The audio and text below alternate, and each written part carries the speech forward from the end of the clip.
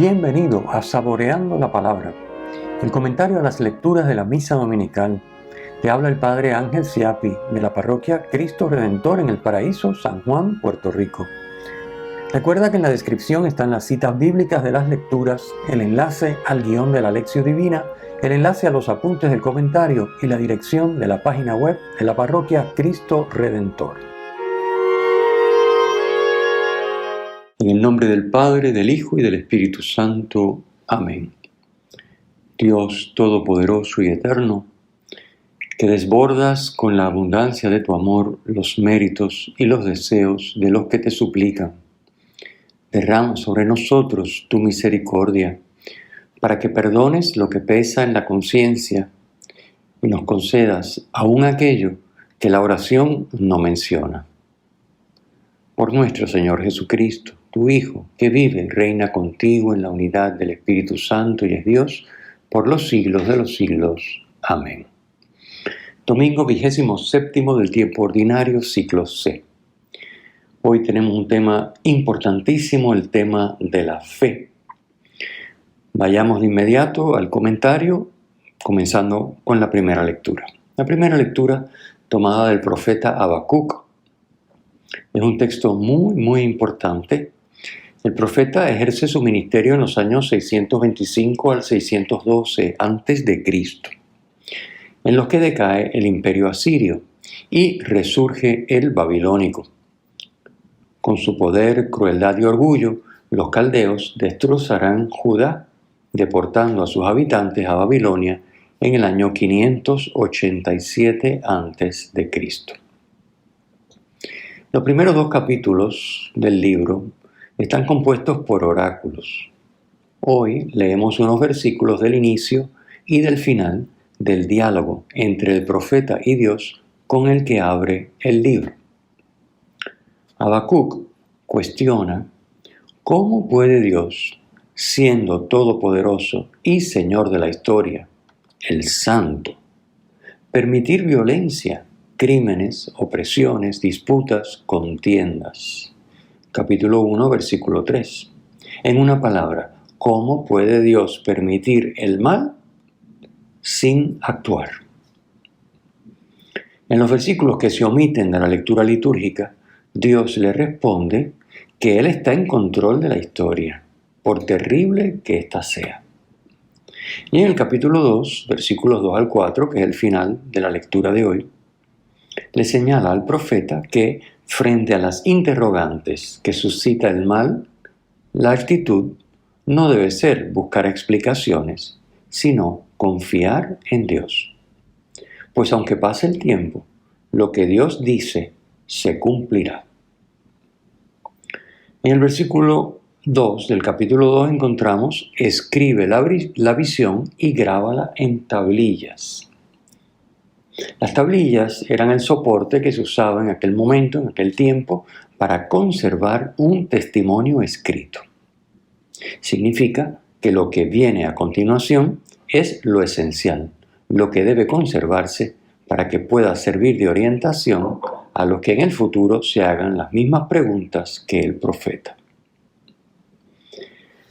El que se apoya en sí mismo, el altanero, versículo 4 del capítulo 2, el que busca entenderlo todo y tener el control, no triunfará, fracasará.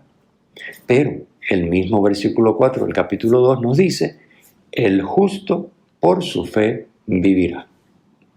El que tenga fe, el que confíe en Dios y persevere en su voluntad, ese es el justo. A pesar del mal que le rodea y afecta, y a pesar de la muerte, vivirá. El creyente sabe que no puede echar a Dios la culpa de los males del mundo, sino que apoyado en Dios puede vencer el mal con el bien. No por el valor y el esfuerzo humano, sino por el poder de Dios. De ahí que sea clave el tema de la fe, la confianza en Dios y la obediencia a su palabra. Segunda lectura.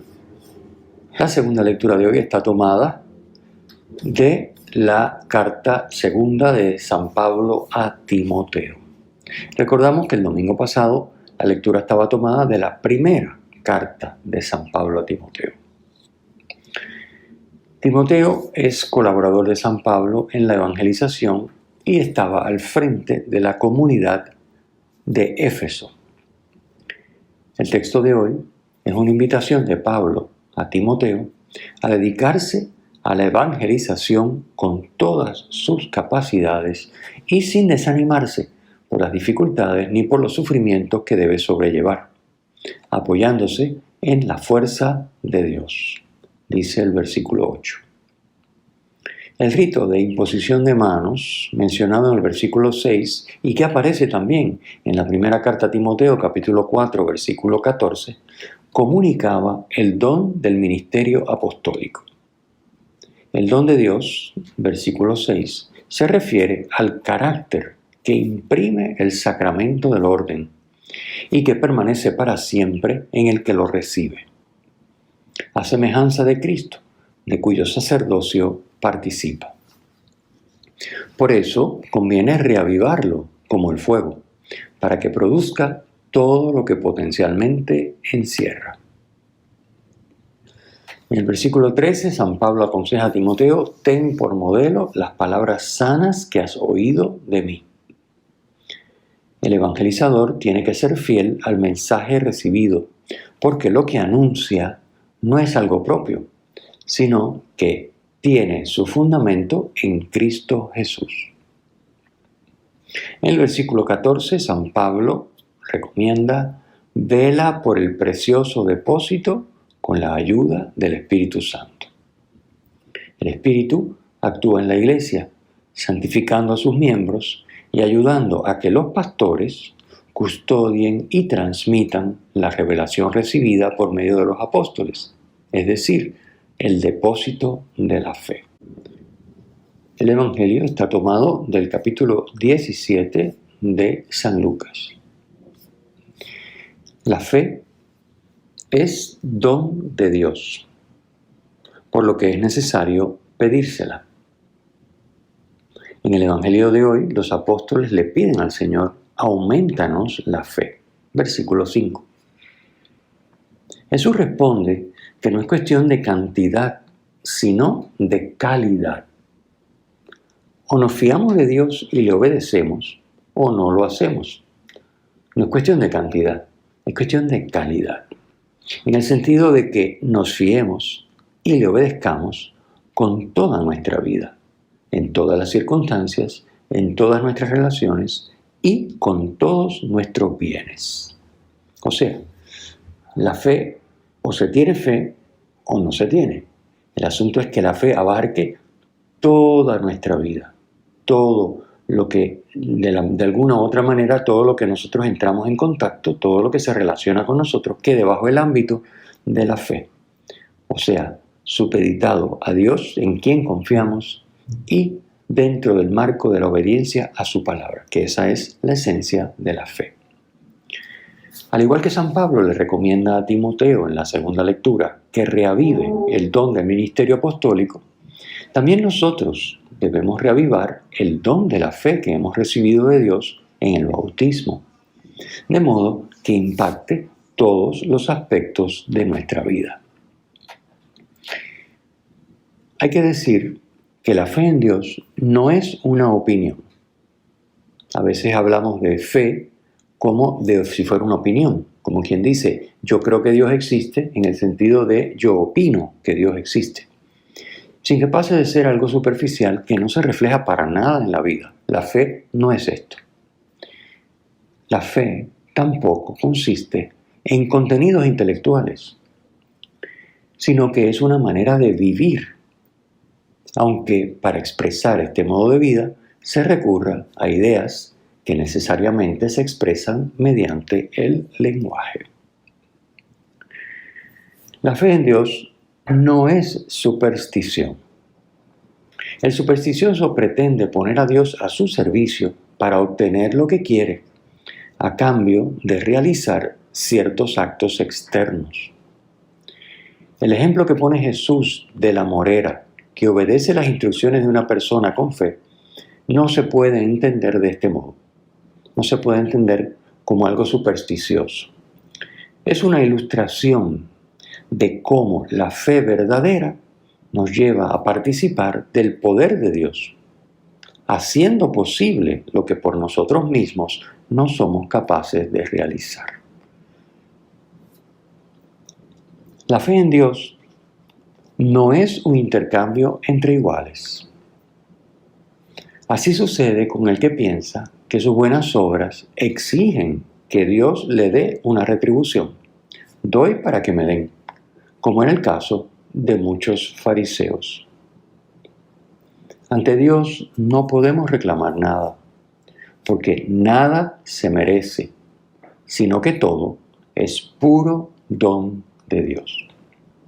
Somos como los siervos inútiles, versículo 10 de la parábola, que haciendo lo que teníamos que hacer, lo que Dios nos ha mandado, versículo 9, paradójicamente le hemos permitido a Dios ponerse a nuestro servicio y darnos todo lo que tiene para nosotros, incluyendo la comunión de vida con Él. De modo que nuestra fe, que nos lleva a una caridad operativa, a un amar, a un manejar todo según la voluntad de Dios, fiándonos de Él, no nos da derecho a nada. Simplemente lo que hace es permitirle a Dios ponerse a nuestro servicio. Le permite a Dios darnos los dones que tiene para nosotros. Y por supuesto el don, sobre todo don, que es el mismo, la comunión de vida con Él, lo que llamamos la vida eterna. No es que porque hayamos hecho, tengamos derecho a, sino que lo que hacemos le permite a Dios. Cuando no hacemos lo que nos toca, Dios llega hasta un punto y de ahí en adelante no puede seguir actuando porque somos libres. No nos va a obligar, porque el amor no puede ser obligado. Así que esto es bien importante entenderlo. Este es el meollo de la cosa. No podemos merecer nada porque todo es don. Lo que sí hacemos con nuestro esfuerzo es permitirle a Dios darnos aquello que depende de que nos lo dejemos dar. Y el esfuerzo nuestro es simplemente para dejárnoslo dar. Con la parábola de los siervos inútiles, Jesús no pretende emitir un juicio moral sobre la esclavitud. Simplemente tomó un ejemplo del entorno sociocultural de la época para ilustrar la gratuidad con la que debemos vivir la fe, gratuidad propia del amor. La parábola ilustra esta gratuidad también de parte de Dios, quien no nos concede sus dones porque esté agradecido por nuestro esfuerzo y entrega, sino por puro amor. ¿Tiene que estar Dios agradecido de nosotros porque hemos hecho lo mandado, como dice el versículo 9? No, Dios no tiene que estar agradecido de nosotros. ¿Por qué? Porque el amor no es una compensación. Si Dios estuviera agradecido de nosotros y nos fuera a compensar por lo que hemos hecho por Él, ya no sería amor. Porque el amor, repito, no es una compensación. Así que nos puede sorprender, porque nuestro ego es bien grande, pero la realidad es que si somos humildes sabemos que Dios no tiene que estar agradecido de nosotros. Y gracias a que no está agradecido de nosotros, sino que no es una compensación, sino que es amor lo que Él tiene por nosotros. Y la manera que nos trata no es una manera de compensar en justicia lo que nos debe, sino de amarnos libre y gratuitamente. Gracias a que es así, podemos tener acceso a la vida eterna, porque si somos realmente objetivos, no hay nada que nosotros podamos hacer para merecer la comunión con Dios. Simplemente, punto. No hay nada que podamos hacer. Ni entregando la vida somos capaces de merecer el don de la comunión con Dios en la Trinidad. Así que, por suerte, Dios no está agradecido, sino que Dios nos ama, libre, gratuitamente, y su amor es tan infinito, tan increíble, que se nos quiere dar el mismo. Se nos quiere dar el mismo. Nos quiere para Él y Él quiere ser nuestro. De eso es que se trata. Y la puerta que permite esto es la fe. Como ya hemos dicho, una fe operativa. Una fe que se fía de Dios y que pone todos los ámbitos de nuestra vida bajo el control de Dios, obedeciendo en todo su palabra. La fe en Dios sitúa al creyente en el ámbito del amor y por tanto de la gratuidad. Fiarse de Dios y ponerse en sus manos, o sea, creer, es amarle. Un amor que es respuesta a su amor por nosotros, porque Dios siempre nos precede. Amor de Dios por nosotros que captamos más en la medida que nos fiamos más de Él. En la medida que nuestra fe es más profunda, captamos cada vez más en mil y un detalles de nuestra vida el amor que Dios nos tiene y que nos manifiesta continuamente en todo. La fe en Dios, que se expresa por el amor, nos pone en una relación de intimidad con Dios amor, relación que es lo único que nos hace plenos y felices, porque vivir la vida divina es lo que nos hace vivir de verdad. Por eso en la primera lectura el profeta nos ha dicho que el justo vivirá por su fe. A la luz de lo que hemos dicho, repasemos cómo es nuestra fe en Dios. Hay aspectos de nuestra vida en los que todavía no nos fiamos de Dios y no le obedecemos pensando que estamos haciendo algo mejor o que estamos mejor viviendo de ese modo. ¿Ha crecido en profundidad nuestra fe con los años que llevamos de práctica religiosa?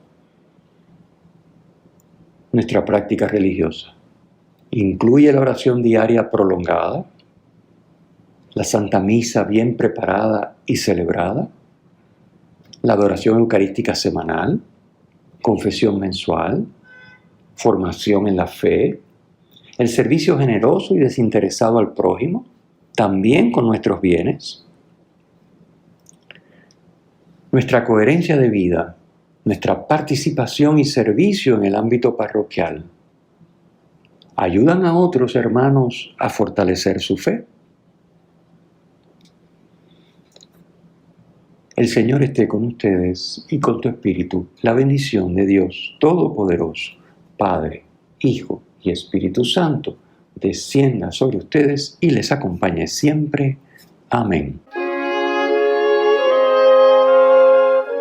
Si te ha gustado, usa el enlace para compartirlo con tus amigos.